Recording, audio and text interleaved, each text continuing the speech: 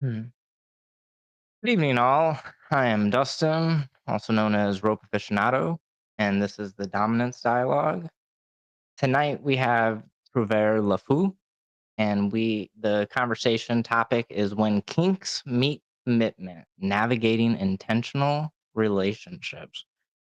Trouvere, mind introducing yourself and telling us a little bit about perhaps your name, maybe a little bit about your experience? Sure, I'd be happy to do that. So my name is Trouvere le Fou. When I was picking a scene name, I decided I was going to go French. I am actually French and Native American, Anishinaabe. And Trouvere is an old form of troubadour, and I do write poetry. And my slave's name is Chanteuse, which is singer, and she does sing. So I write stuff, she sings stuff. There we go. Le Fou is actually the fool. So if you look at the French tarot deck, Le Fou is tarot card 0, the fool. And I like that because it indicates a journey and learning along the way.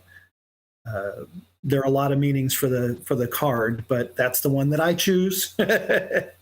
So that's the way I interpret it. As far as experience goes, we've been married for 37 and a half years. We were originally very intentionally and carefully egalitarian because that was the way we learned was the right way.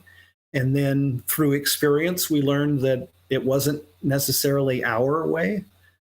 And we gradually, well before finding the community, gradually worked our way into more of a power exchange, authority transfer kind of relationship. And then we found the community and found out there were other people doing this kind of thing and that there were words for the things that we were doing. And we started hanging out. We started learning from people more directly, which was really kind of nice to be able to look for examples and ideas. And now we identify as master slave since we are part of that community. And we know a number of people who have come before us. Like many people, we originally had some challenges with the terminology, but having seen some of the folks who came before us and have embraced that terminology, we're willing to do so also. Although we would probably say that authority transfer is the way we describe what we do. This actually comes from one of your earlier discussions on terminology with Dr. Bob. Eventually, this will be a writing. I just finished a certification, so my brain has been mush for a while, but I'm planning to write this out. But there are a whole lot of right ways to describe things. And Chanteuse and I do a number of classes on things like language and semantics. One of the ones I like is it's just semantics, and semantics are really important. So if you're familiar with the linguistic community, I am what's called a prescriptivist. I believe that words have meanings, and it behooves us to use those meanings properly if we want to communicate well. I'm not a fan of Humpty Dumpty language. Are you familiar with that? Not familiar with that terminology. So one of the But I things that would like Humpty to point out that the last time I heard you speak, you were so proud to use the word behoove, and you just used it again. That's twice. In a And week and a half. actually, twice in a week and a half. And those are both of the times that I have used that word. Oh, wow. I'm getting ready to go to a writers' conference, and a number of those people are former military or retirees, and you get into that mindset.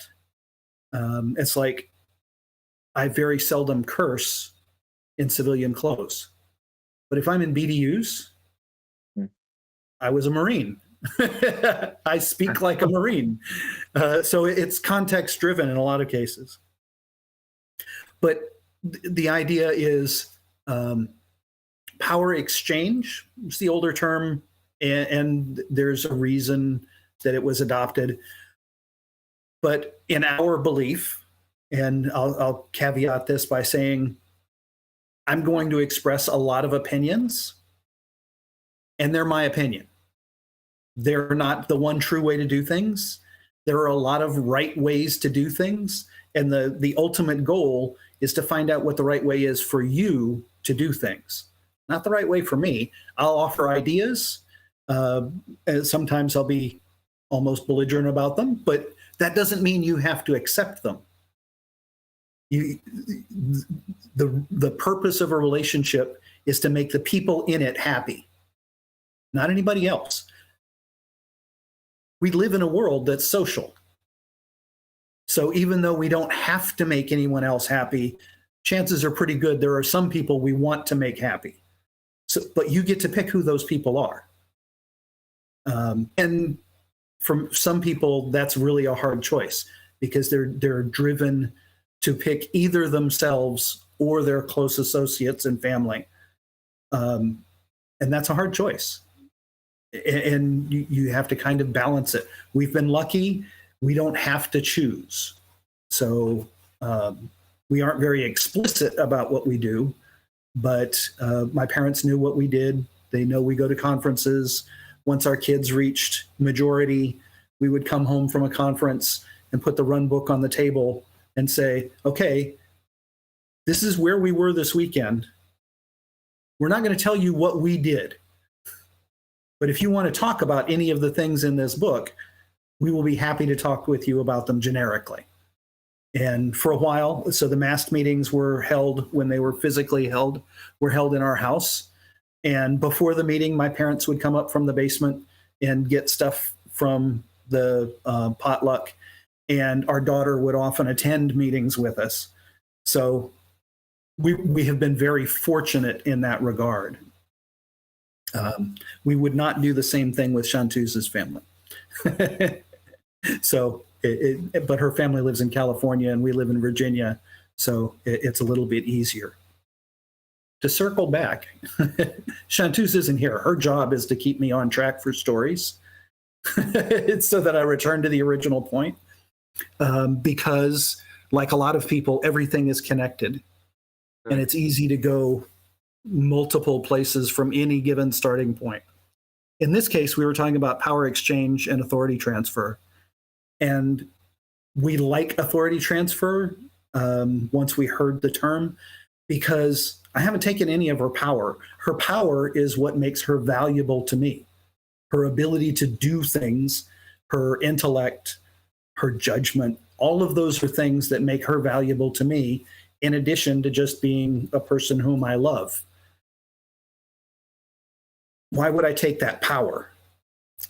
What she's done is given me the authority to decide how she uses the power. And that, for us, is really what defines the relationship, is we have our own skills, we have our own spheres of influence, but I'm the one with ultimate authority. And this is where we got to after a long time of being vanilla and finding out the things over which we fought were actually the things that we had not defined. So one of the things we talk about is mixed marriages don't work, which isn't entirely true. But the challenges of mixed marriages aren't the parts where you know there's a difference. It's the parts where you haven't considered that there's a difference, but there is one.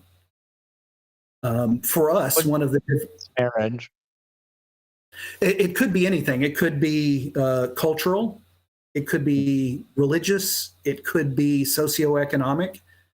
For us, there was a different culture of fighting. And this is something that we didn't realize for a long time. And we talk about it. You'll hear me refer to classes we teach or things that I've written. We teach a class on languages of love that includes languages of conflict.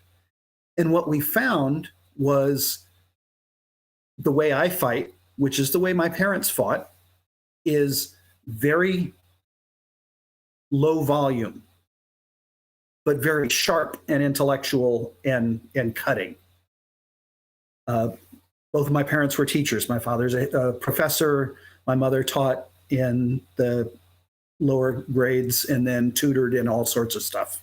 So they're both word driven, very intellect driven. And her father was in the Air Force and her mother was a stay at home mom. And they didn't argue that way. They yelled at each other and got very emotional and wrapped up. And those two styles are not compatible. It makes things worse when you have different fighting styles. So that's what I mean by mixed marriages. It's not necessarily, oh, we know we have to accommodate the fact that your religious holidays are different from my religious holidays. And we have to figure out a way to respect that and perhaps pass on a mixed tradition to the children, whatever. It's the things that you don't think about, like the wife always does X.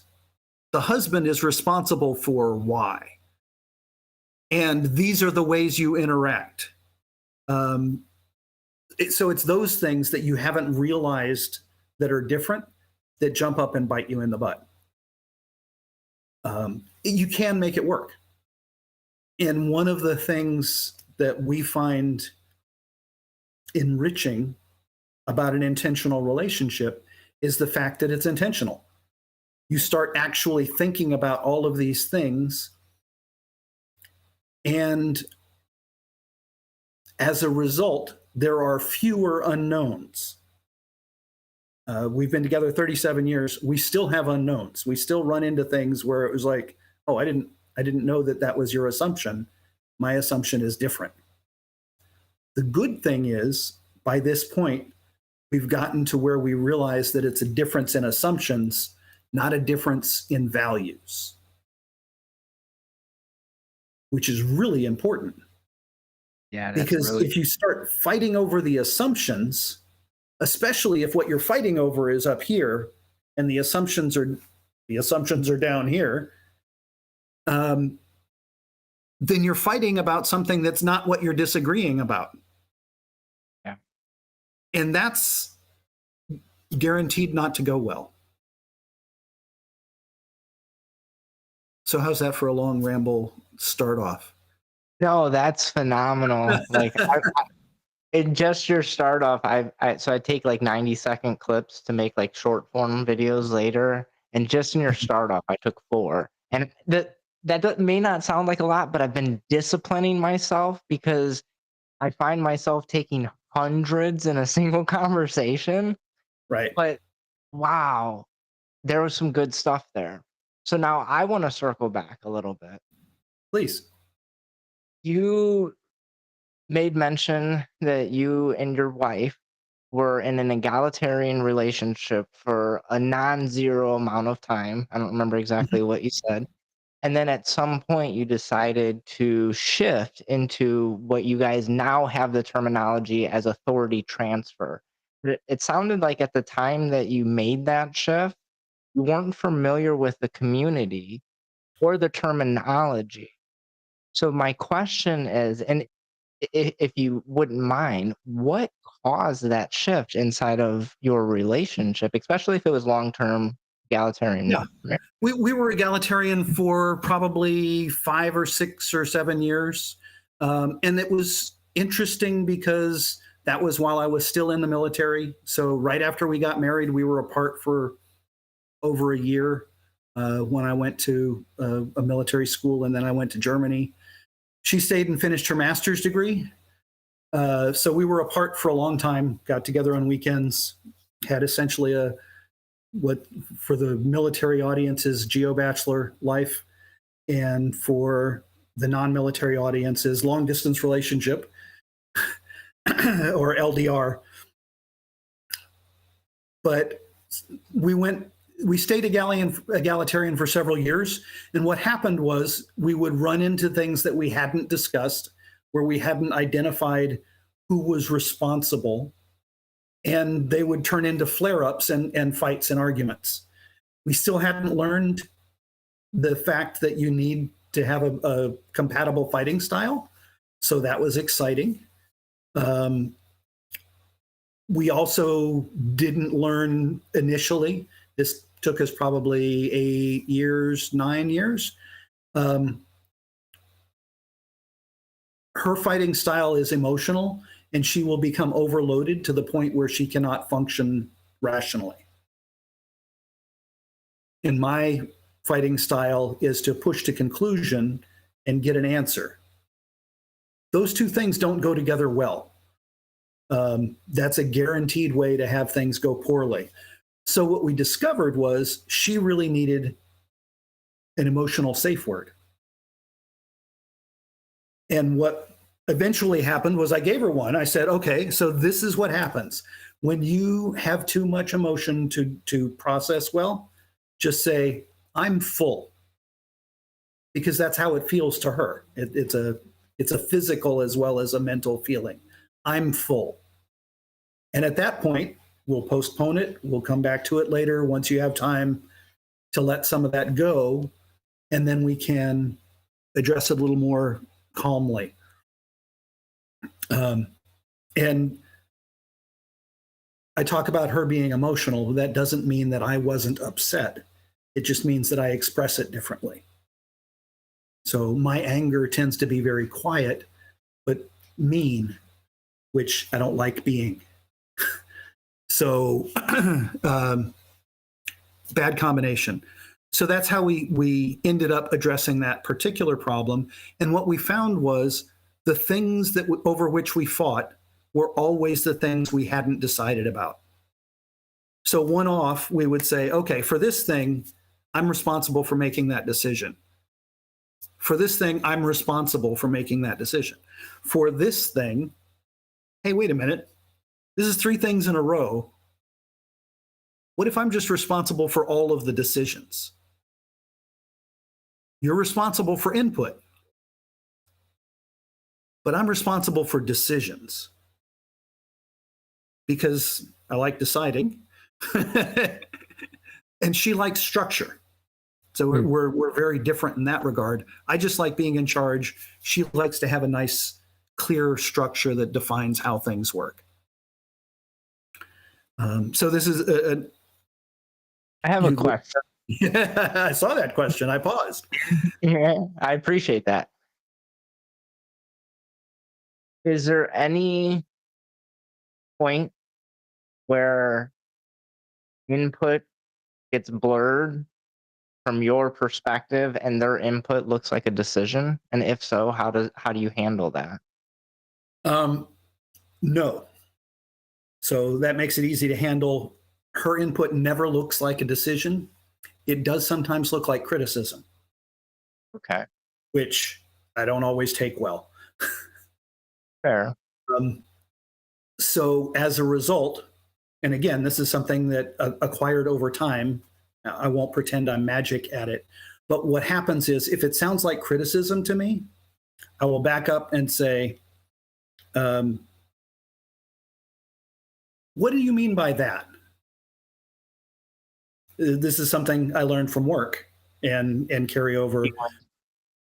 People use the same words. So this is a variation on mixed marriages, right? People use the same words for different things. I'm a security guy. If customer says, I want to talk about security, the first thing I'm going to ask them is, what do you mean by that? If somebody says, I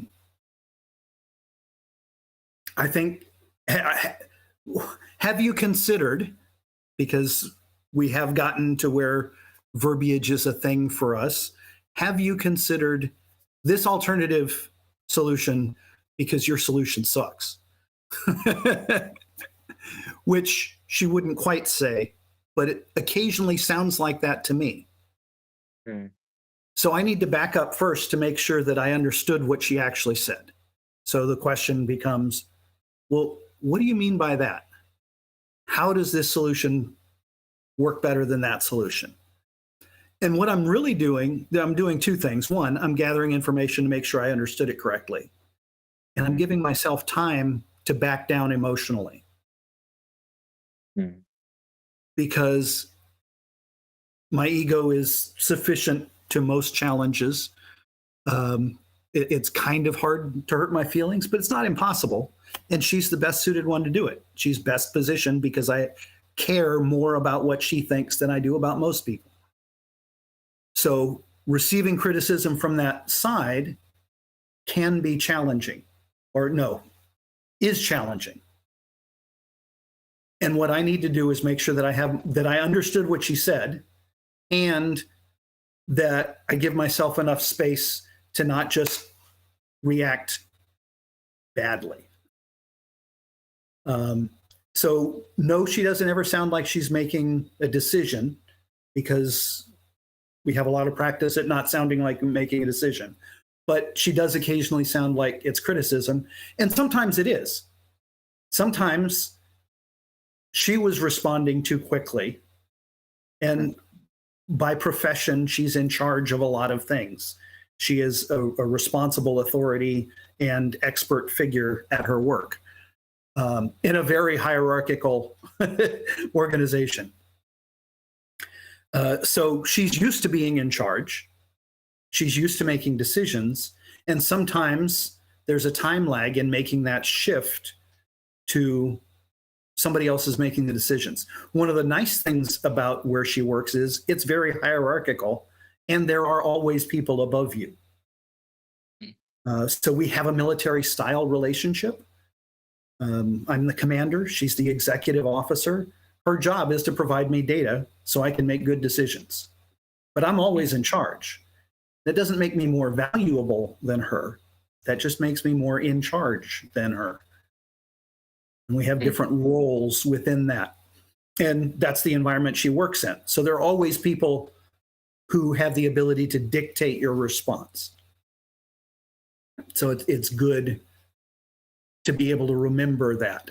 And sometimes we have to slow down a little bit and back up and make sure that that's what we're thinking of. Yeah, two things.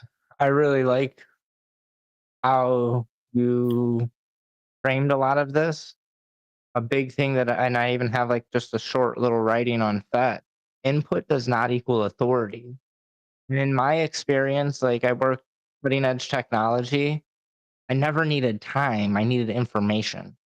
Time was my enemy at what I did. Yep. I needed as much information as I can to make the good decisions.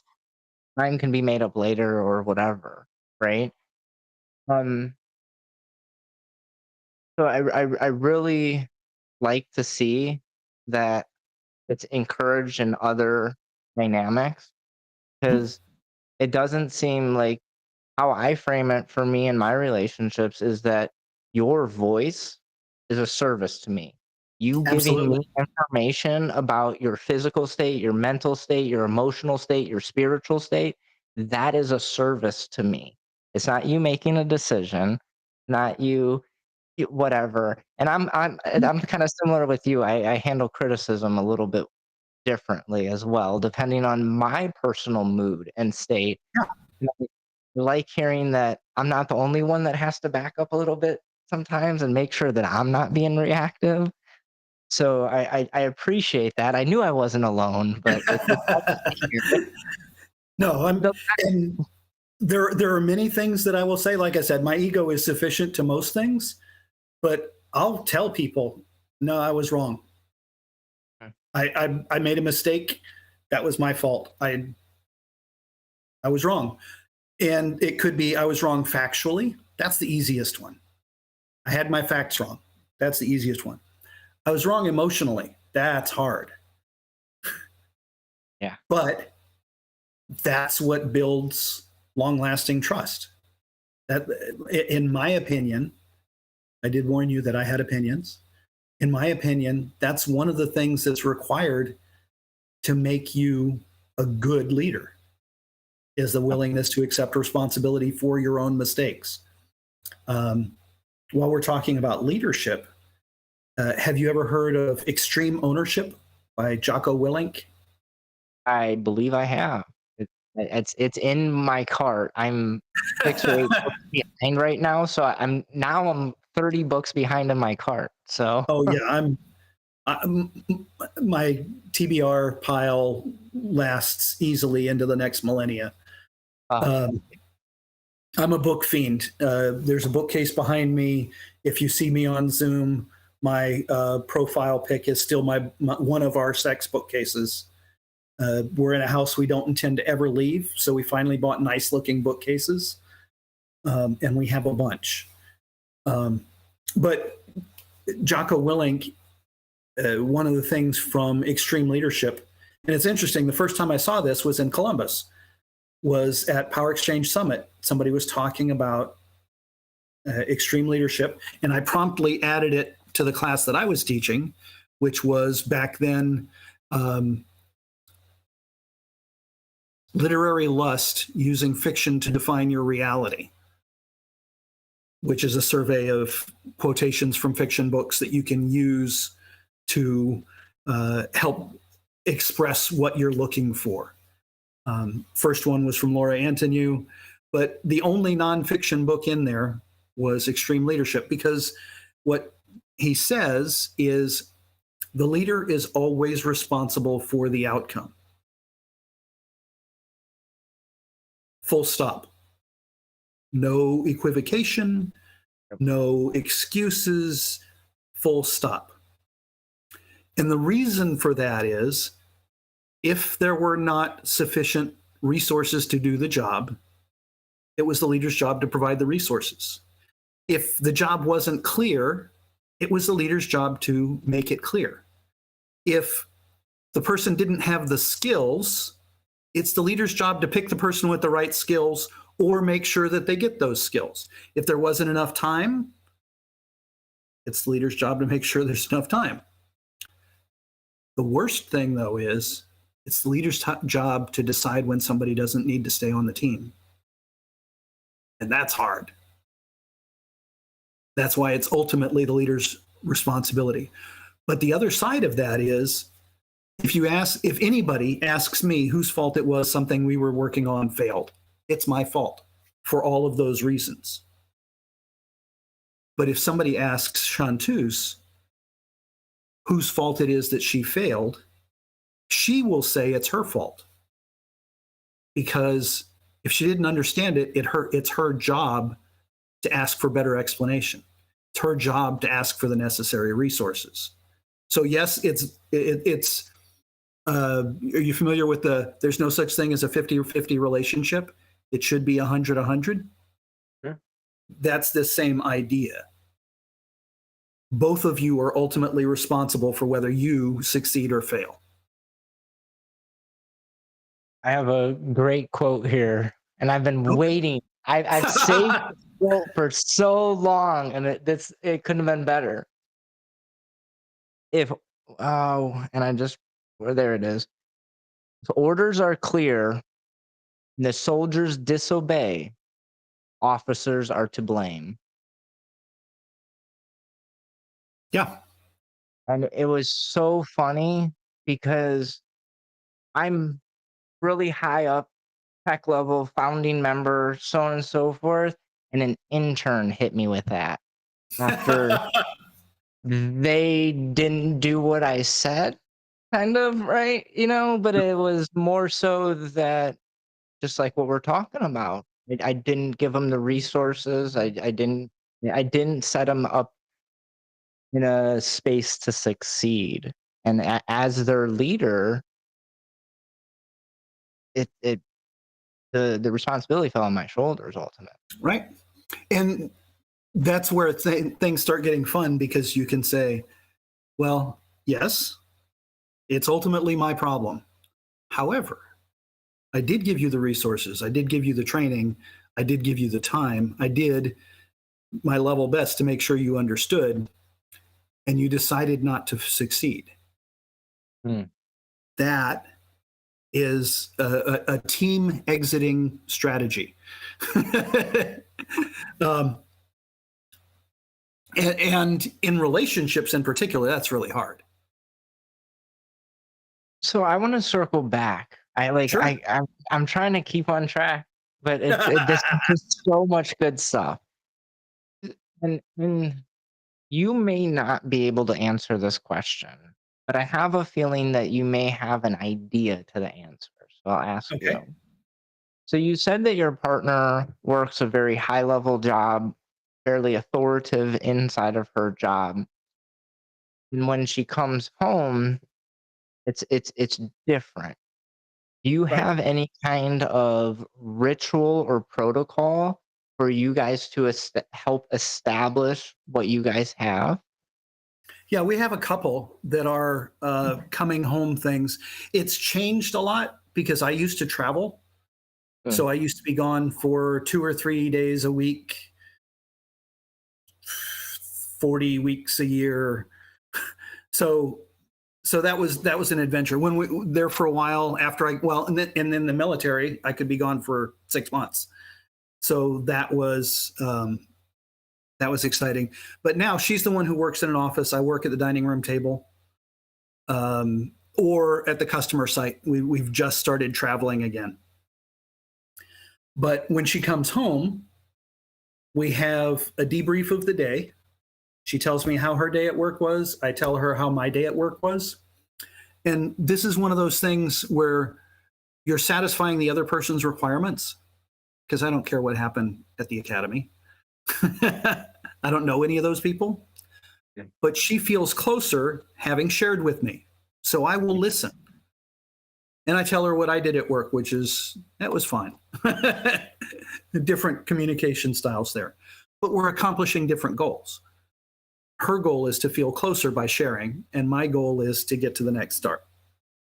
Mm. So I'm listening. I share a little bit about what happened. Um, then we have a labyrinth in the yard.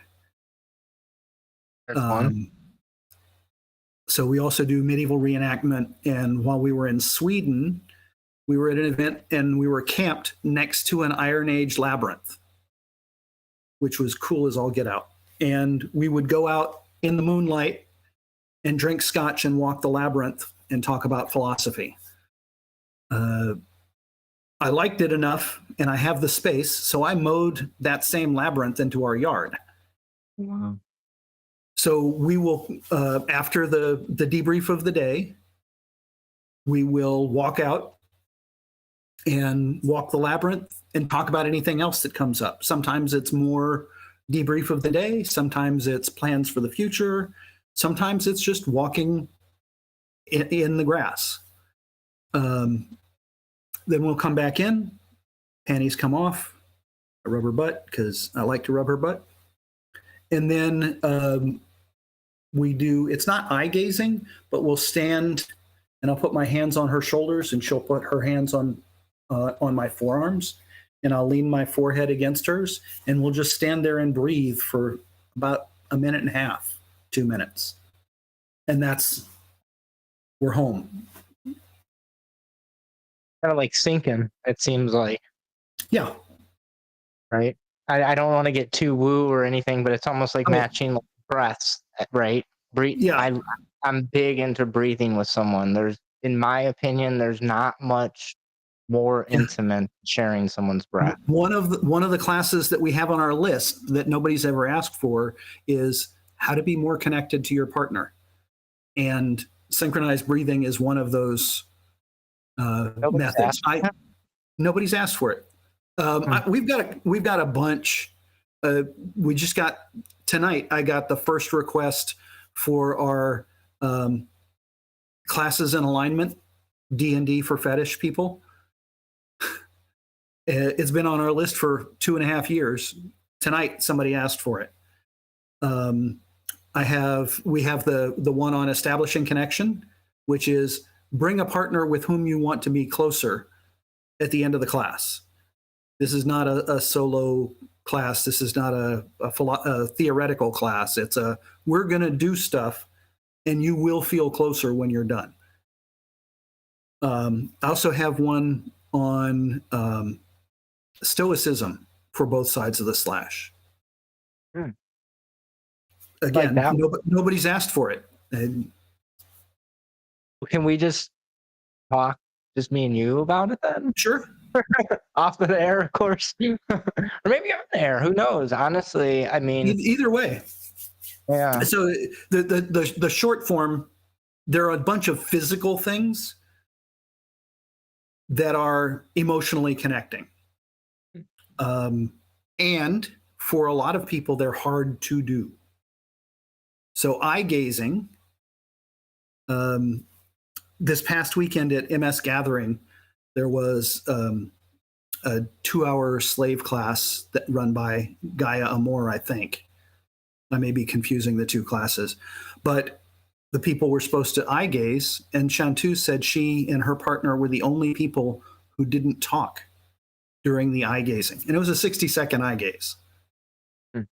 Everybody else had to talk to deflect.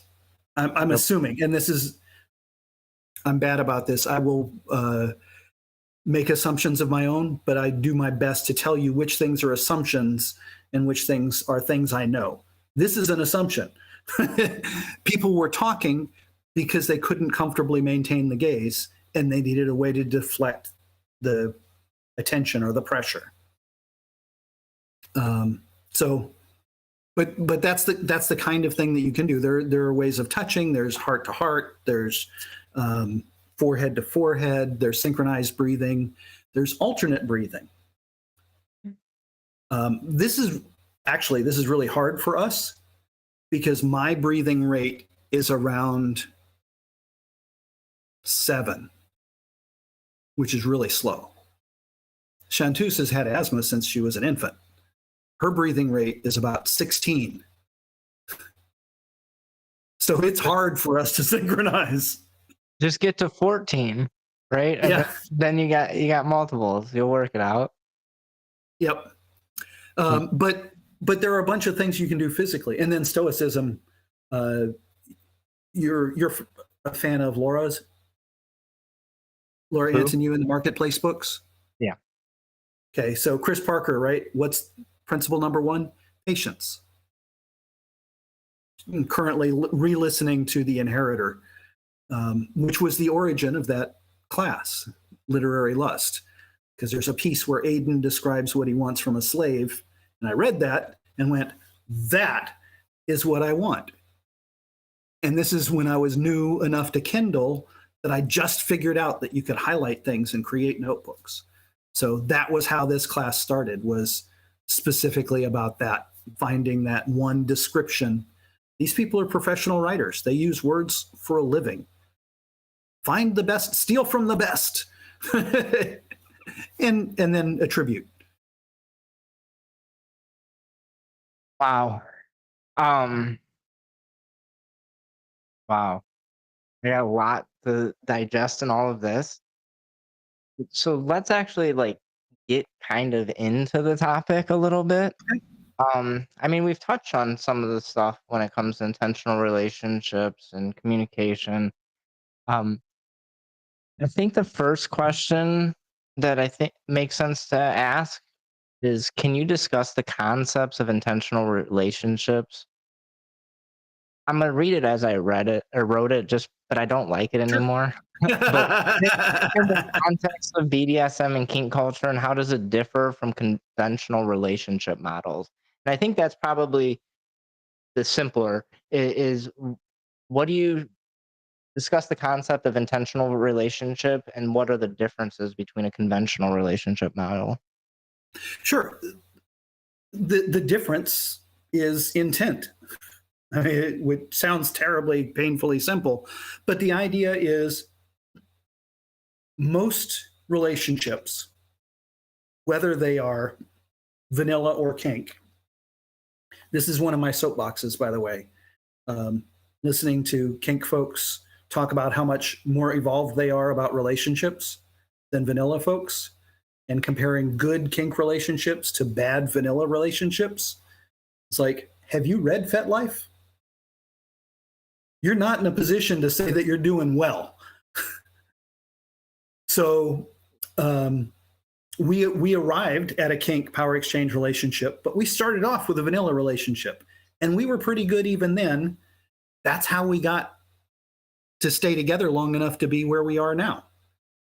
So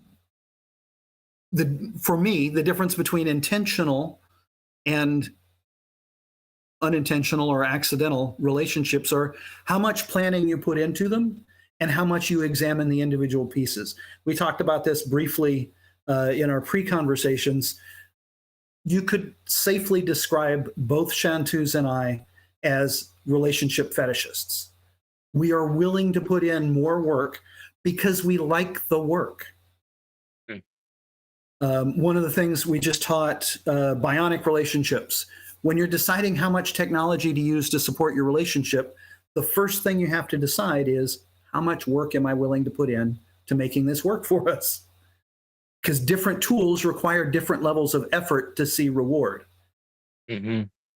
So if you're doing a to-do list, okay, it's easy to do to-do lists. If you're doing Obsidian, which is a much more flexible, powerful program, but it requires a whole lot more setup. You have to put more time into it at the front end before you start seeing benefits. So the first thing is you have to decide how much work you're willing to put into it.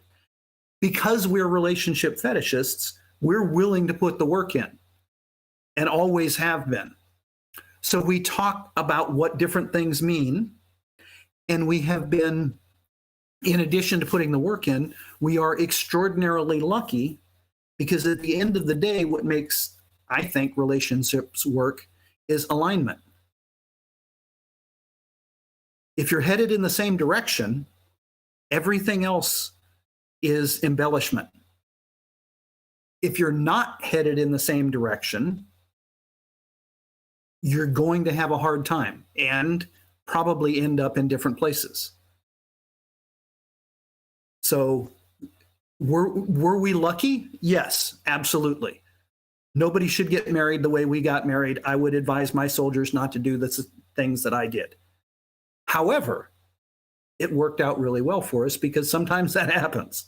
So yes, we were lucky, and we put an awful lot of work into it, and we're willing to examine ourselves and our relationship with ourselves. So a self relationship. How do I act? And this comes back to, sometimes I have to back up. Sometimes I am the one responding poorly, and I need to fix that. I need to step back. Sometimes we're interacting poorly. So our different fighting styles. We had to figure out that that was an interrelationship problem, not a problem with either one of us individually. It was a mismatch.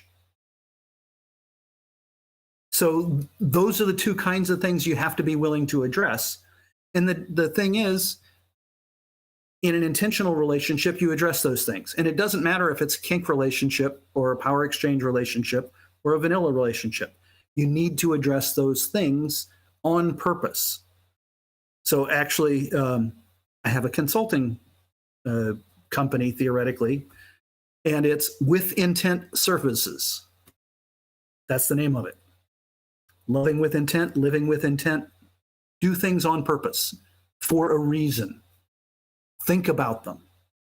And that's the difference. That's why I think two failures of relationships, one of them is a lack of alignment.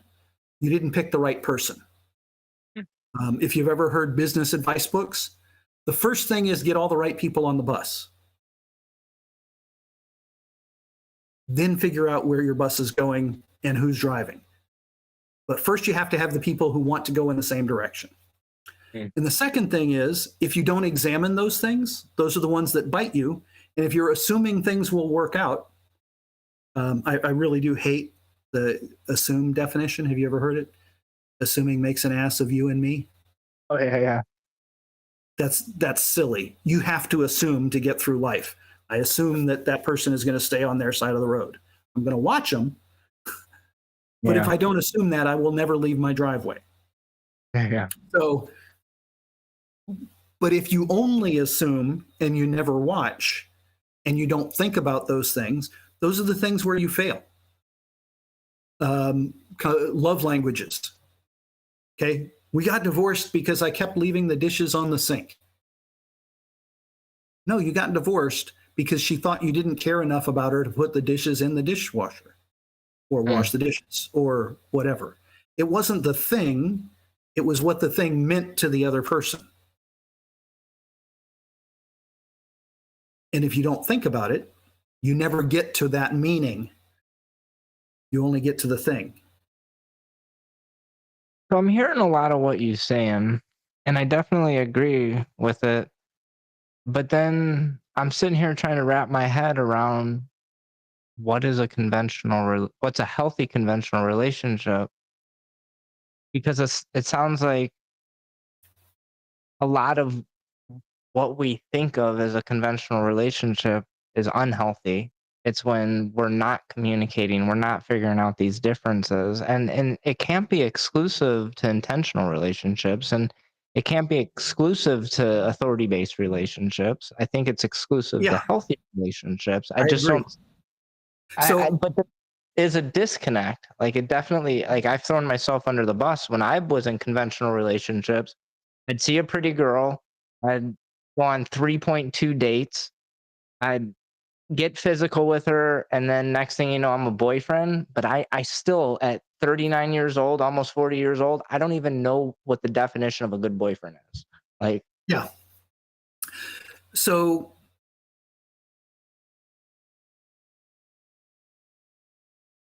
sorry, I'm processing. I appreciate it.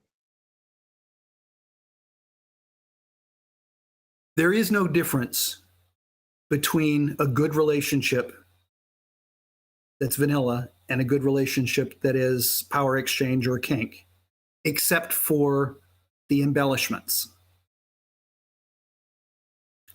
Both of them have to be intentional. So, as I said, we were in a vanilla relationship for a long time, for several years, probably the first 7 or 8 or 10 years. We were vanilla entirely, and then gradually less so. But the relationship part was, we were relationship fetishists even then. We talked about things. We thought, it doesn't hurt. Um, I have a background in law enforcement and therefore in manipulation of people. And her PhD is in psychology. So we are people who think about ideas and interactions and changes in ways that not everybody does. My parents, I mentioned both of them teachers. My parents were married for 61 years until my father passed. Um, as far as I know, they were completely vanilla. They did not have a power exchange dynamic as such, but I would say all relationships are power exchange dynamics. The question is, how consistent is the who's in charge? So you're always, this sphere is yours, this sphere is mine, um, and we negotiate these. So that's a perfectly healthy vanilla relationship once you've defined the categories.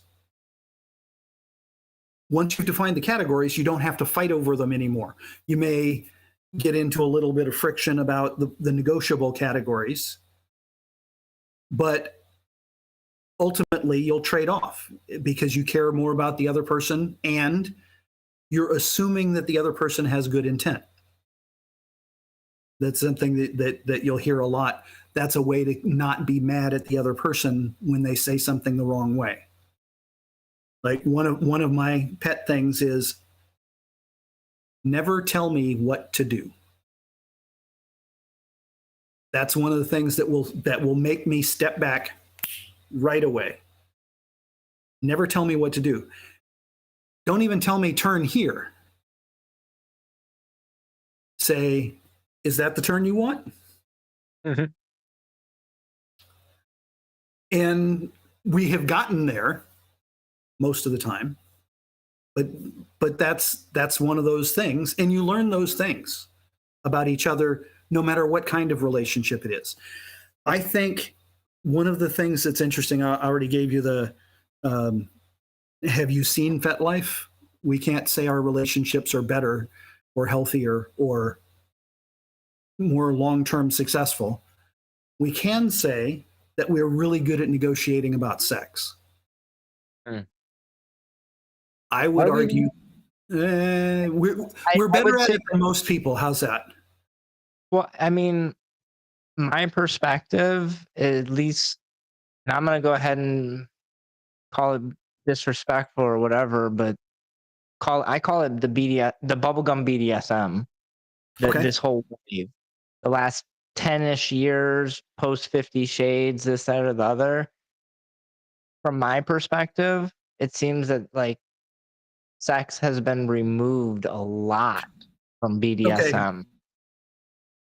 So I see where you're going, and I don't disagree. Go to Dark Odyssey events. Sex is Yeah, allowed. fair. Yeah, Um, fair. the first event we went to was Dark Odyssey Winterfire. We were Okay. there for one day, and we got in the car on the way home and said, "We'll be back next year for the whole thing." But yeah, so sex might have been the wrong term. So we're better at negotiating play. These are the things. These are my kinks. I have a whole scorecard. I have a checklist. What we're not nearly as good at is the emotional side of it. These are the things that I actually need from a person. These are the things I want to play. I mean, this is my recreational scorecard, but recreational and relationship are two different things. It works best if they go together. Well, for me, it works best if they go together. I have a writing about this. We are nominally poly. We have had other partners. But if you remember Dan and Dawn's podcast on co-amory, I wrote a thing about that. We are extraordinarily happy with each other.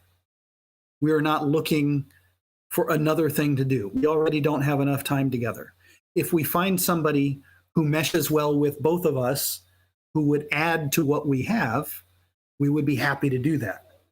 But we're neither of us looking for separate partners because we already don't have enough time together. So different people approach that differently, but that's the way we approach it. And as a result, so we came to a bunch of power exchange summits, and then we went to Beyond the Love.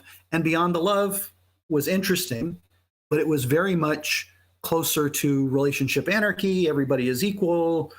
Everybody has their W's or X's or whatever the other shapes are. Their polycules were not closed. And what we're looking for is a closed group. So different people approach that differently. But again, at the end of the day, what matters is that you're aligned and that you've talked about it. So we started talking about polyamory before we got married. It took us a long time to find the right person, but we started talking about it in the 80s.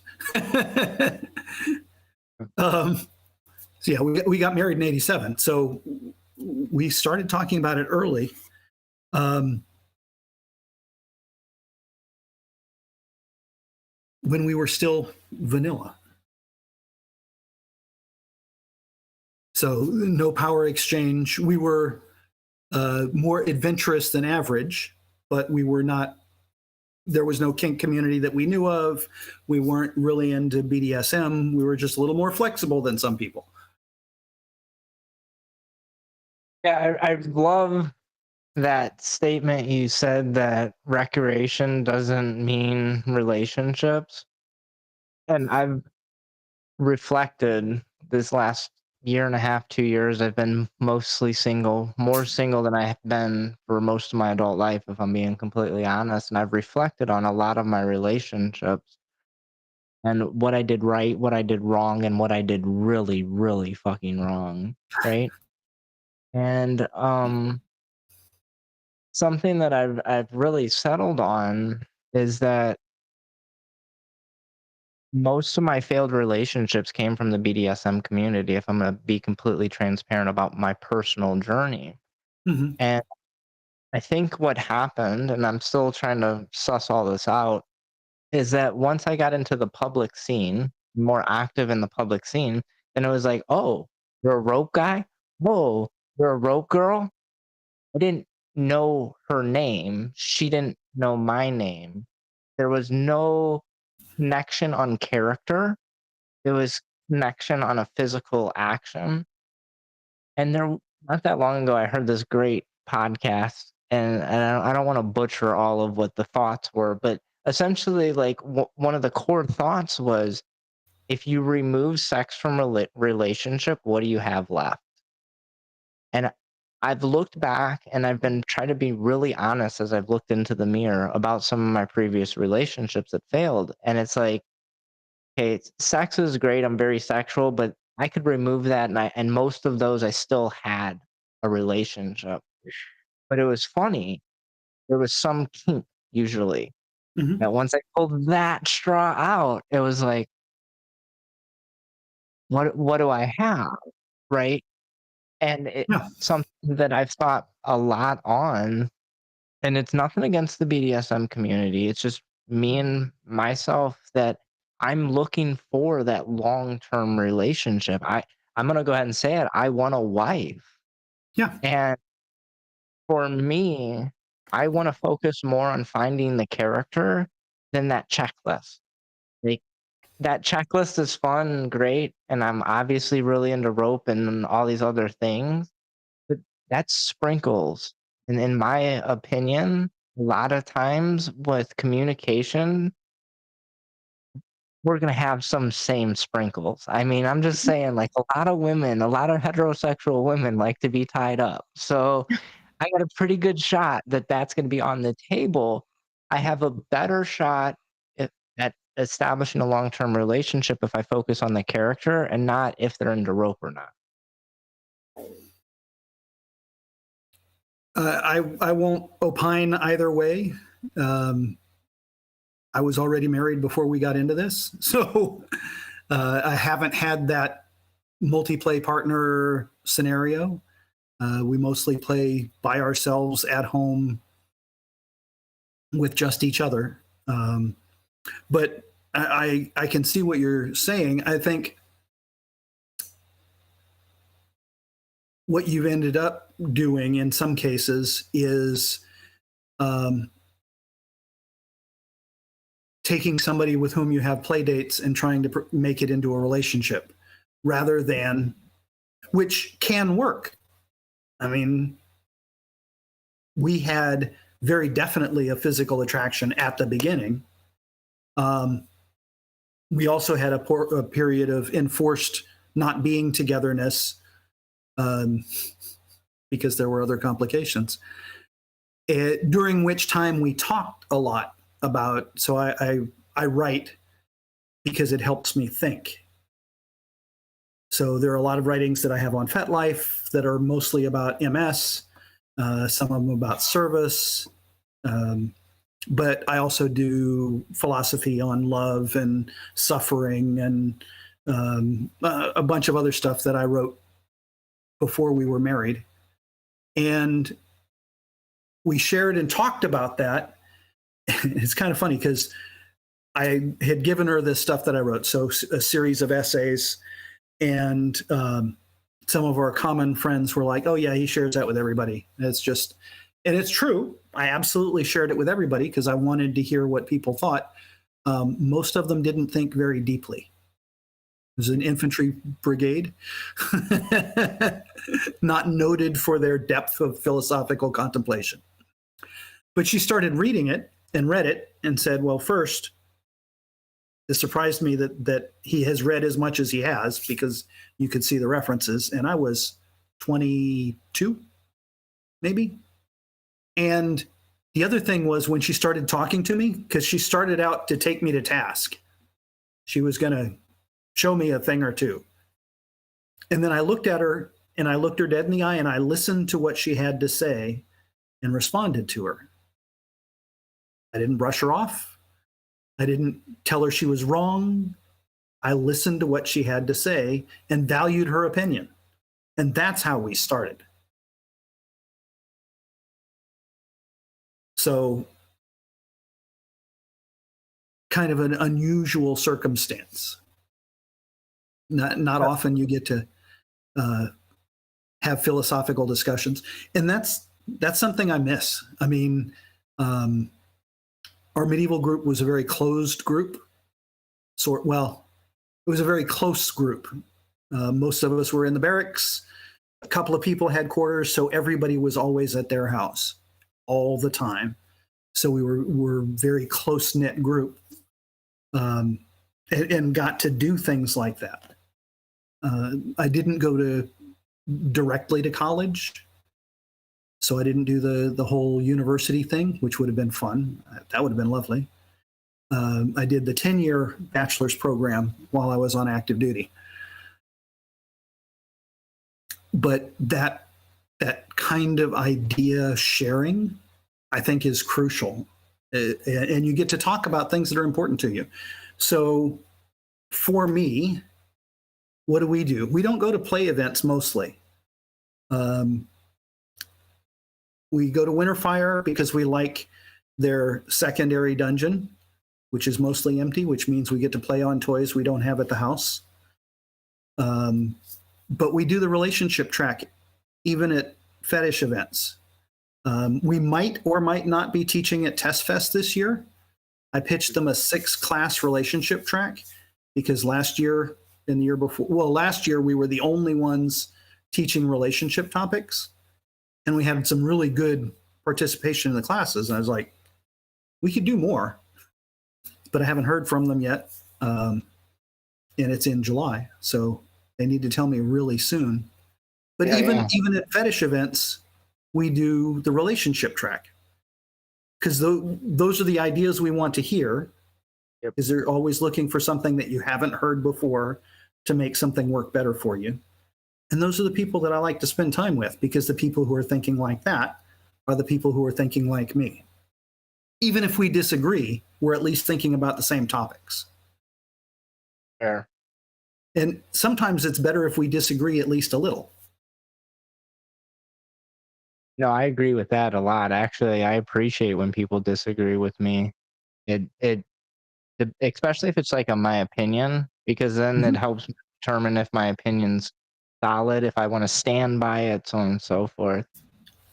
I appreciate the effort that you guys go to teaching about relationships and improving relationships.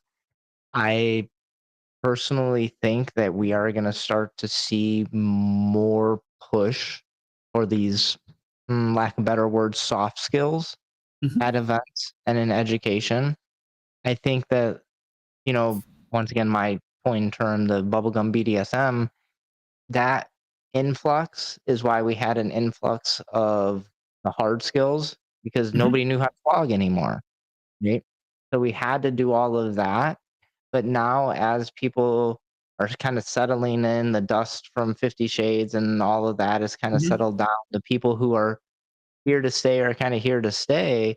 I think that, especially for me, I'll be honest, part of the reason why I started the podcast is because I wanted to hear these conversations, right? And there hasn't been a whole lot of space for the quote unquote like 301 crowd. And I don't even know if I really believe in that terminology necessarily, but there's a disconnect that's been happening over the last few years where I don't even attend my local MAsT chapter anymore, because one of the last conversations was how to negotiate for a play scene. And I was very confused why that was a discussion topic for MAsT. Yeah. So nonetheless, you're welcome to come to ours. It's a few hours away, I'm sure. Ours are still on Zoom. Okay. Right now, we're the only local people in our MAsT chapter. Everybody else moved during COVID. We're a brand new chapter, so we were really small to begin with, and the other folks moved during COVID. So we're still in Zoom. We have a decent Zoom audience, but we do more relationship track topics, because I think, especially for MAsT, I think that's what we're about. Absolutely. I agree. Just something that occurred to me for your bubblegum analogy. Have you seen the candy machines that have the multiple rows? Yeah. That's what I think of when you talk about bubblegum BDSM, because they're all the things you can pick from. Yeah. You don't just put your quarter in and get a bubblegum ball. You get to pick. And people are obsessed with the picking to the, I think, to the mostly exclusion of the deeper parts that come with it. And there's nothing wrong with that if that's what you want. And many of us want that for at least a while. I know when I was a young policeman in New Orleans, I was not looking for a lifetime relationship. I was not in that place. I probably wasn't capable, didn't have the skills. And like any other 18-year-old in New Orleans, was thinking with my pecker. So there's nothing there is an inherent judgment in that, but it's not an inherently negative judgment. It's an observation of the way things are. Yeah. And there's nothing wrong. So if I decided that I wanted to go take up rope, as it happens, I haven't got the patience because the act itself doesn't interest me. So I don't have the patience to get to the pretty part. But if I decided to pick that up and I found a bunch of people to play with, that would be fine because I wouldn't be looking for something deeper from them. I might or might not find something deeper by accident because they turned out, after we tied them up or after we untied them, they happened to mesh well with our group, our couple. But it wouldn't be what I was looking for, and it wouldn't be something that I would miss if it didn't happen, because I'm satisfying a specific need, and that's not the need that I'm trying to satisfy. Am I allowed to give advice? Of course. You're trying to satisfy the need for the longer, deeper connection, starting with the rope. It can work, but you have to go through a lot of ropes to do it. Or be lucky, which can happen. I mean, I was lucky. Yeah, I'd rather be lucky than good, because being good only gets you so far. Yeah. Right? The better So I get, though, the luckier I get. Circle back a little bit, and something that's just ringing in my head is identity, and why I think that, I don't know, I've gone through some identity crisis. Is when I left my career, and it wasn't necessarily planned. It's a long story. I owned the company, I sold intellectual property, and I learned how an employee's treated, we'll say.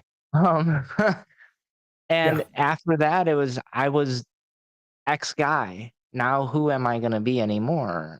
And I think that, like, I had to do a lot of looking in the mirror and figuring out who Dustin is.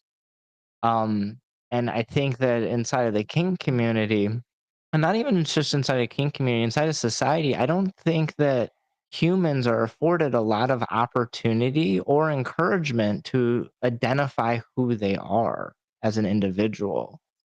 Yeah. So I'm going to disagree with you a little bit there. I Feel think they're free. not encouraged to identify themselves. I think they don't take the time. The time is there. Yeah. The ability Well, is there. I don't think it's the time. I think it's the prioritization. We all have the same time. Exactly. So that's what I'm saying is the time exists that you could do that. You're not deciding that it's important enough to do. Part of that is because society and culture are not encouraging you to do that, and they're actually encouraging you to do other things. So in order to have that, and here's where we're going to go with this, that intentional relationship with yourself, you have to devote the time to understanding. And if you get down to it, that's what it is. It's an intentional relationship with yourself, which means you have to examine the facets and determine what's going on, just like you would with another person. Mm-hmm. It's helpful if you do that before you do it with another person. Absolutely. So, And even when you're with another person, just because you're in a relationship with another person, you still have to maintain that relationship with absolutely. yourself. And that other person has to maintain the relationship with herself too. Absolutely. So we talked about the fact that we had another person in our relationship. And the way we do things is there's a really long getting to know each other period. And we mentioned that I'm a book fanatic. So there's required reading and required writing. And the way it starts off with is, are you familiar with Paradigms of Power by Raven Caldera? I have it. Wonderful book. That is the first book that we give a new person who's considering being in our relationship. Because the first thing we want to do is show them that there are different possible right ways. We have a right way. If you're going to be related to us, you're going to do it our way. But this isn't the only way, and it's important for you to know what your right way is, even if it's different from ours. We would rather have somebody find themselves and realize that we're not the right match for them than try to match us and break themselves or bend themselves. And then we get into some more specifics about living MS is one of our next ones, and then Dr. Bob's MS Mastery. So two very different approaches, a very relaxed, conversational, regular person approach, and a very detail-oriented, sociological, academic, dense approach to MS. Yeah. So again, show you the different ways. And then we have a phase. So that's the getting to know what's possible. Then there's a phase on getting to know yourself, which includes questionnaires and, again, more books on personality types and all of those kinds of things, love languages, argument languages, apology languages. And then we get into, this is the way our existing relationship works. So I have a bunch of stuff on FET on how the military relationship works, what fealty means to us, all of those kinds of things. So we work in progression if somebody's interested in joining us, because we're not looking for, it's not true. We're not looking for somebody for this weekend and for the rest of our lives. We might be interested in somebody for this weekend, but that's not necessarily the same person we're going to try and force into for the rest of our lives. Does that make sense? No, absolutely. That's so funny that you kind of talked about that, because you said this last year and a half or so as I've been in this really reflective state and trying to figure out like where I've gone wrong or where I've gone right. And you hit the nail on the head with me. I can throw myself under the bus and said that I've gotten into relationships that were rope centric or whatever centric. And then I was searching for something deeper, right? But I wasn't honest with myself about it. So I couldn't be honest with another person in regards to that. And I've really started to determine, like, for me to rope with you or me to impact with you or ABC whatever with you, that's okay. That finite, really determined There's interaction. nothing wrong with having fun. Not at all. But my thing is I had fun 3.2 times and then I'm in a relationship, and that's where like there was no intention. And this is where I've gravitated to the BDSM community. And I'm going to go ahead and say it. I personally think that like this is the only way that Dustin as a human can have a healthy relationship, because it encourages me, if not enforces me, to communicate and be intentional with what I want to do. And I also think it's very important what I don't want to do. Absolutely. And for me, at least, being a master makes me a better person. Hmm. This was true in the military when I was a leader of whatever rank. I had to be a better person because I was responsible for setting the example and for enforcing the rules. And different people have different approaches, but I can't be the one who's enforcing the rules if I'm not willing to follow the rules. So being in charge makes me better. And we joke, her job as the executive officer is to provide me with information. So that's the military side of things. But a more generic business description is she is an executive assistant with emotional commitment. Hmm. I'm a life coach with emotional leverage. So her job is to make my life easier and more fun. My job is to make her life better. Hmm. Interesting. I like that. And I like how it, from my perspective and my words, it feeds off of each other. It Mhm. really, it embodies. No, we don't use the term power exchange much anymore, but I personally really enjoyed that term because in my Mhm. head, like I thought of the yin and the yang and just like this beautiful swirl of, you know, your submission feeds my dominance feeds your submission type of thing. And that doesn't always work that way, but man, there's some beautiful moments where it sure Yeah, seems to. it is absolutely true. Well, all right.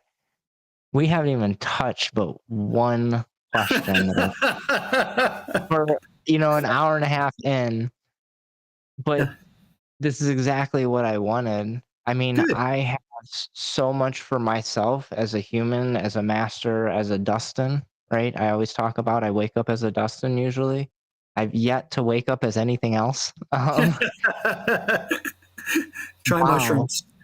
Well, actually, I personally believe that if every responsible adult tried psychedelics in a responsible manner, it would help change the world for a better place. Yeah. There's and I don't want to get derailed on that, but something I feel that you might be interested in. Have you ever heard of the stoned ape theory? Yes. Yeah. It's So, have you ever heard of fascinating. MAPS? I don't think so. It's the multidisciplinary approach to psychedelic studies. So Hmm. they support psychedelic studies. Um, so I'm Native American, so I can join the Native American church and do all that fun stuff. I started off as a policeman. I'm not a fan of most intoxicants. I like a little scotch, but just a little. um, Never tried any of the illegal ones because I was a policeman. Bad idea. Have no moral objection to them. I think it's ridiculous that the government tells you can't do that, particularly considering what's legal. But we've seen a lot of studies recently, and going back to the 50s before it was illegal, that psychedelics were supposed to be adjuncts to therapy. Mm. And so I mentioned that. So we live near a military base, lots of Marines around. Not surprisingly, after this long being at war, lots of Marines have lots of brain challenges um, in terms Gee. of traumatic brain injury, PTSD, all of those things. And there are a number of psychedelics that have been used for treating those with really high efficacy.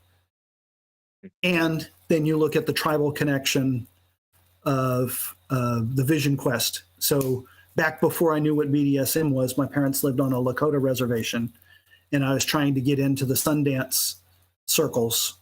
I just wasn't well enough connected. Um,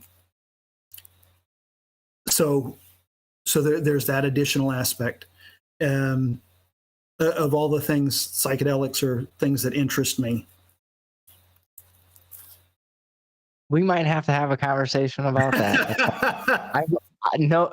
I mean, absolutely no offense, but I never would have speculated like Yeah, that.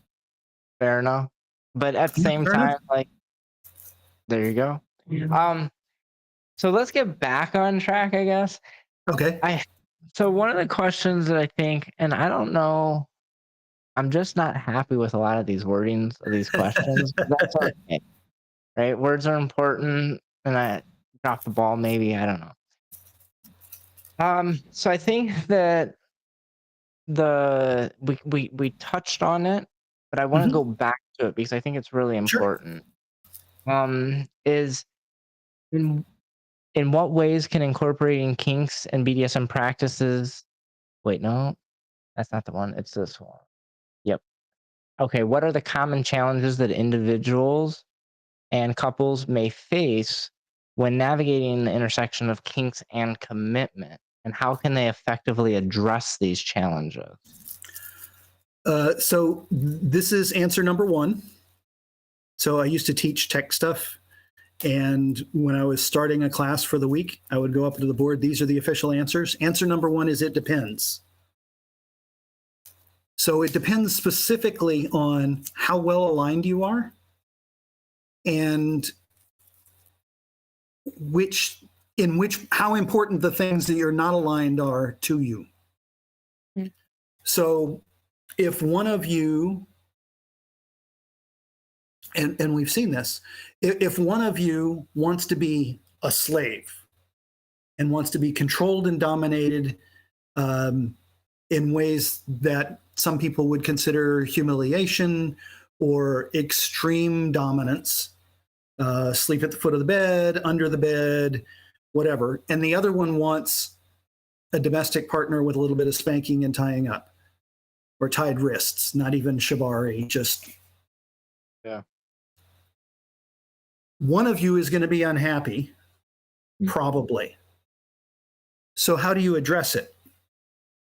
Up front, as early as you can.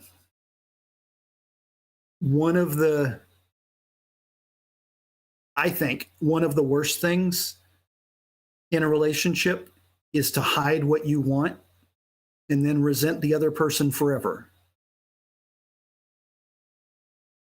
Because it overflows and cascades into so many other areas that it can ruin what would otherwise be good. So even if you disagree as early as possible. So this is a sales thing. You're always looking for the yellow light as fast as you can get it. Tell me what thing is not working for you so I can address it, or we can go somewhere else. So I do work on a sales team. I am not a commissioned sales guy. I'm the tech guy. But I had to learn all this stuff. And I'm one of those people who believes in servant salesmanship. My job is to give you good information and encourage you to make good decisions, which often, but not always, include my products. And if you don't need it or you don't want to hear it, I'm not here to convince you. I'm here to help the people who want help, which is very much a life coach thing, right? I'm here to help the people who want help. Mm-hmm. I'm not here to bully you until you agree with me. So the sooner you can get that yellow light, the sooner you can address it or move on. And that's the same thing is true in relationships. And this is why it's so important to get to know each other at the beginning. Don't wait until 10 years in. If you're already 10 years in, then it's really much harder to be honest. It's not impossible. Chanteuse and I don't exactly align on things we like. We're pretty close, which is, again, lucky. That's that alignment thing. It's fun to listen to podcasts with her. And we do this regularly in the car. We'll listen to podcasts together, Dan and Dawn, or whoever else, you now. And we'll get to something and we'll go, she'll pause the podcast and say, well, I really think this about that. And I'll look at her and go, good, me too. 99% of the time, 98% of the time, maybe, we agree because we're in alignment. We have a lot of the same opinions about a lot of things. If you have differing opinions, this is where it gets exciting. This is where you're going to do work, because now you have to figure out how to address that. And the first thing is, how important is this difference to each of you? Okay. If, let's say, she wanted a daily spanking and I just wasn't a spanker. If it's important to her and I'm just not a spanker particularly, but I don't dislike it, that would be an easy thing for me to do for her. If she wants to be in charge and wants me to submit and tell me what to do, that would be a change of my entire person, and I couldn't do that. Can I take orders? Can I do it sometimes? Yeah, I could. Could I bottom if she wanted to top? Yeah. I've been in the martial arts since I was 6. Getting hit is not a new thing for me. Would that satisfy her? Don't know. Would I be willing to try it to find out? Yeah, because I'm sufficiently committed to the relationship that would be something within scope. But I couldn't change who I was, and probably shouldn't, and neither should she. So one of the things, talk about going to classes and conventions, we flew all the way to Phoenix for Southwest Leather Fest because we wanted to do the spirit dance, soul dance, the piercings, where they do the hook piercings. And we flew all the way there, and we heard 2 speakers from here, our first 2 speakers, Mr. Blue, and then Master James, Virginia. And Mr. Blue and Dr. Bob, this is our first time meeting Dr. Bob, who is a wonderful person. Both of them in their classes said, slaves don't have to be submissive, which was really important to us to hear, because Chanteuse isn't submissive. Mm-hmm. She has chosen to serve, which is an entirely different thing. Yep. And this goes back to the definitions of submissive and slave that I want to write based on listening to your podcast. is I don't think being submissive is necessary. And this is where I disagree. I think it was with Dr. Bob. He said that submission is not necessary. I think submission is necessary, but there's a difference between the noun and the adjective. Hmm. So there's a difference between being submissive, which is a tendency to accept external authority. Yep. Like I said, I'm a prescriptivist, right? I like to have definitions. So being submissive is a tendency to accept external authority, and it can be strong or weak or whatever. But submission is the act of accepting external authority. And you don't have to be submissive to submit. Mm. I definitely think I need to think about this a little bit more, but surface level, I'm apt to agree with you. I mean, this is something where the simplest way I've ever heard it is Master Skip Chasey. He says, topping and bottom is about the physical body, dominance and submission is about the mental body, and master and slave is about the spiritual body. And that's always made a lot of sense for me. And then 5-6 years ago, I seen a covered master, someone that earned their cover, get flogged. It baffled me. It truly baffled me at that time. And I knew this person, what I thought was well enough to go up and ask a couple intrusive questions, we'll say. Sure. And boy, I love this human to death, because their simple response was, who do you think told him to do it? Yeah. There is no act that is submissive or dominant. Exactly. It's a matter of who's deciding what's happening. Yeah. Right. Like I said, I could bottom. I don't have any real interest in it, except remember I talked about the Sundance and the spiritual vision.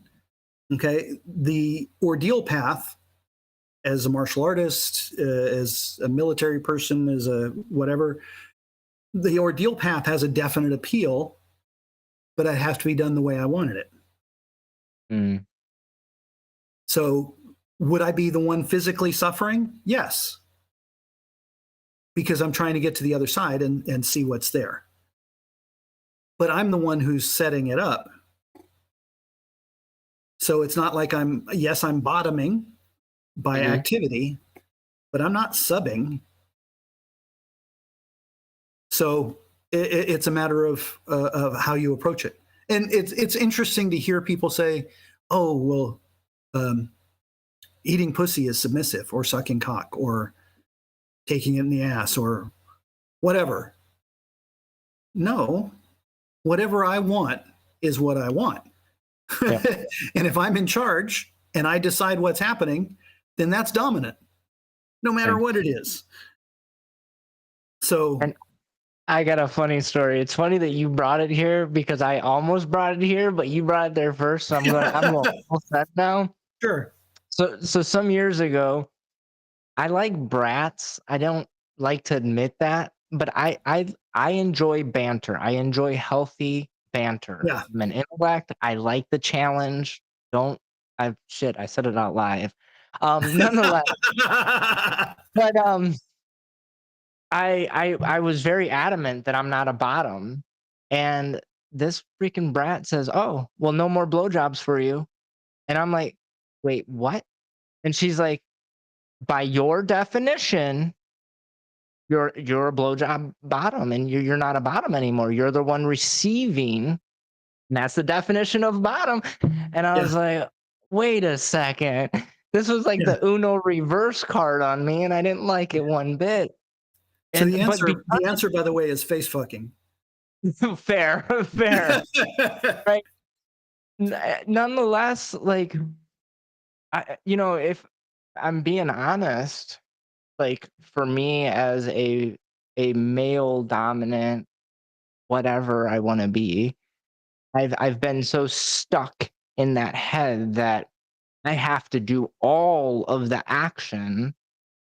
Otherwise, I'm somehow not a dominant. I'm somehow not a master, or heaven forbid, I'm not somehow not whatever else, right? You could put in all these little descriptors, but none of that really truly matters. I mean, when you start walking your authentic path, I know definitively I'm a dominant. And you know what? I'm going to go ahead and say it. I'm a blowjob bottom, and I'm also a blowjob top, but I don't give blowjobs, but I'm into the face fucking. I just want to make sure we clarify that,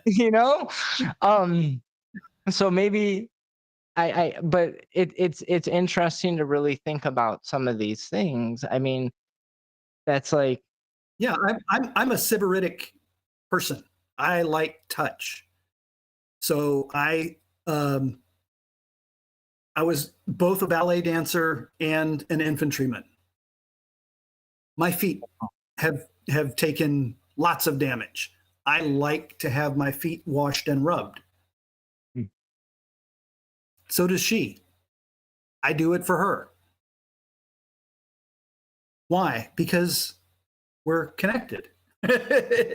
I'm providing pleasure. I'm receiving pleasure. I considered becoming a masseur after I got out of the Army as a career. Tech pays better. But I did consider it. I would describe myself as a moderately talented amateur, but I have 2 massage chairs. I have 2 massage tables. I'm a fan of both giving and receiving. Why? Because I like it. This is the class we taught this past weekend at MSG was service from all sides of the slash. I'm not a service top because I don't hit people because they like it, mostly. Although nobody's really asked me. I don't know. That might be interesting. But I do believe in serving, whether I'm teaching or helping set up a classroom or working security or whatever. I believe in service in general. That's what they call the military, right? You're in the service. Servant leader. Yeah, absolutely. And the difference, and this is something we talked about in the class, is different people define it differently. So that's the first thing.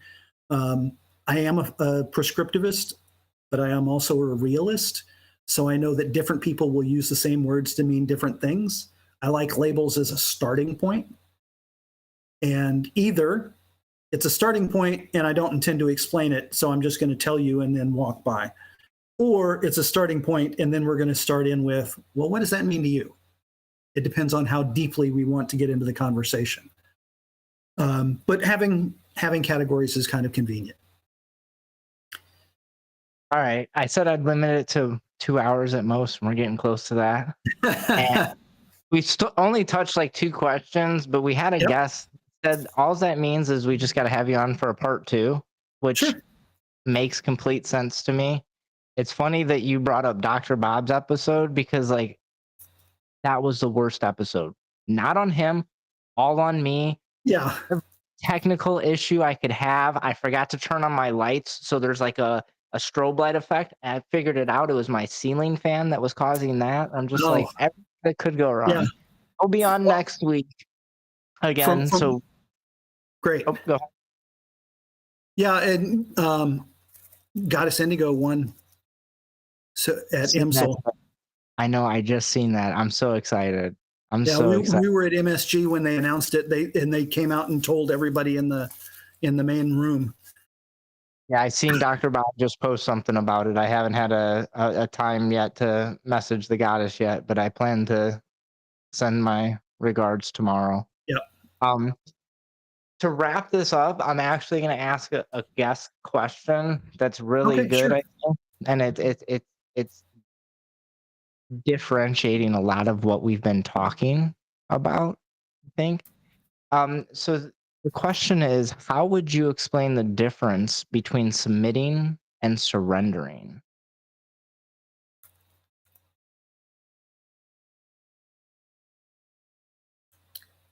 Wonderful question.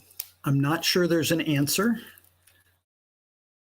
There's an emotional answer. I don't know that this holds for everybody. For me, submitting is more of an individual act.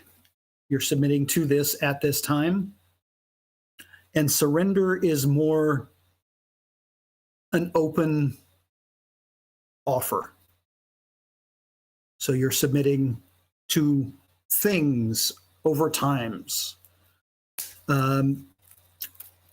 Another way to look at the difference, and this is really a good question because we've tried in our relationship, we've tried to differentiate, and surrender is what we're aiming for.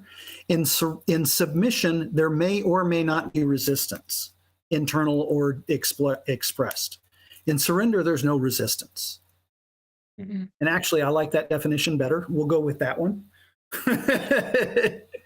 In submission, there may or may not be resistance. In surrender, there is none. I agree with that definition as well. I think that's probably about as concise as you can get it. I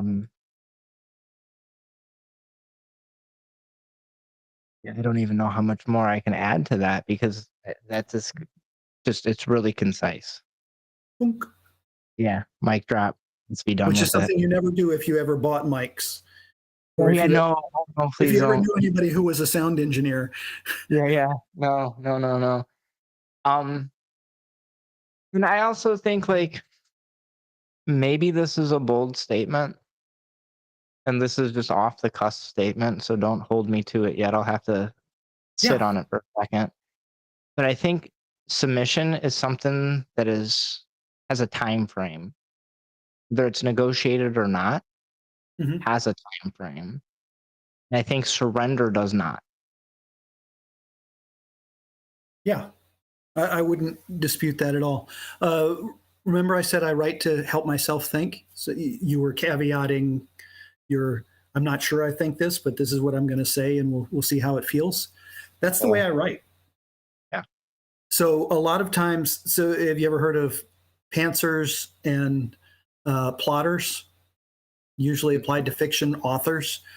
Plotters are people who have an outline and align their chapters and everything and plan it all out. And these are the things that are going to happen, and these are the connections. And pantsers sit down and do it by the seat of their pants. It's the cake maker versus stew maker type of Yeah. thing. Yeah. Okay. Difference between baking and cooking. I write different things different ways. Sometimes I'll do discovery writing, where I'm sitting down to decide what I think about something. And the act of putting it in words and defining it helps me clarify my own thoughts. Mm-hmm. But I might still be wrong. I'm not necessarily attached to them at that point. So I'll put them out there, and if people disagree with me, that's great, because that means I have to think about it more carefully. Well, what's that called? Isn't it like there's a term in the tech world? It's like the rubber duck test or something like that. I don't know. I'm not if I'm not mistaken, I think that's what it is. It's the rubber duck test, but where you voice your thoughts to somebody. Oh yeah, you talk to the duck, and if it still sounds stupid, then you don't do it, and if it still sounds good, you do it. So yeah. And I mean, honestly, like for me, a lot of times verbalizing stuff is my writing. I'm somewhat of a writer. My problem with writing is it's never, ever good enough. I'm like, I pick it apart, and it's like, oh, I should have used this word. Oh, but if I change this word, then it changes the sentence, and I gotta change, and it's never. So see, that's what I like about writing, because when I'm talking, you may have noticed I can talk a little. When I'm talking, words just come out and things happen, and we can flow. And we actually have, talking about bionic relationships, I have an app called Brain Toss. And what it does is you can record audio or take a picture or type a text message and send it to yourself so you don't forget, because I forget a lot. But I'll say something and go, that was a good phrase. Chanteuse, write that down, so that I don't lose it. With writing is more durable, and I can get halfway through and go, yeah, that's wrong. And then back up and start over or replace it or whatever. So I like being able to edit my thoughts to make them more clear, to make them more concise. And I am a talker. I do this for a living. I'm moderately good at it, and I get the right turn of phrase sometimes. I like to translate to the simplest possible shareable expression, but then it's ephemeral, gone with the wind. Fair. Well, let's get this conversation wrapped up. I definitely think we do need to have you on for a part 2. But with that said, you got any classes coming up? Any shameless plugs? Anything you want to promote? No, I've got a couple of offers. I'm going to teach for House Exeter in the fall sometime. We haven't picked a date, maybe November. We might or might not be teaching at Test Fest. We haven't heard from them yet. I've written them 3 times. It's coming up in July. They need to tell me really quickly, or I'm going to do something else. Yeah. I'd like to teach that 6-course thing there. Let's see. MsC will be at MsC. Chanteuse is a judge.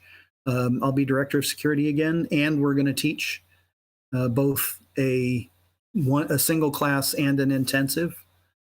So that'll be fun. But look me up on FetLife. Write me. We do Zoom meetings for different groups around the place. My FET profile has a link to all of our classes. We're happy. We enjoy teaching. No, I learned a lot. I mean, just from this conversation, and honestly, like from a lot of where we met at dinner, right? Mhm. You've promoted me. You've promoted a lot of thoughts and me to really help define some terms in my own personal life Mhm. because I realized that my definitions were picked up somewhere else. That's a whole nother topic. So, Semantics. awesome. Well, guys, I hope you guys enjoyed this. I know I did. Until next time, we we'll be back. I guess I don't know. We'll keep coming. So, Trevor, if you want to go ahead and say bye, Okay. get you out. Y'all have a good evening or morning or whatever it is, wherever you are.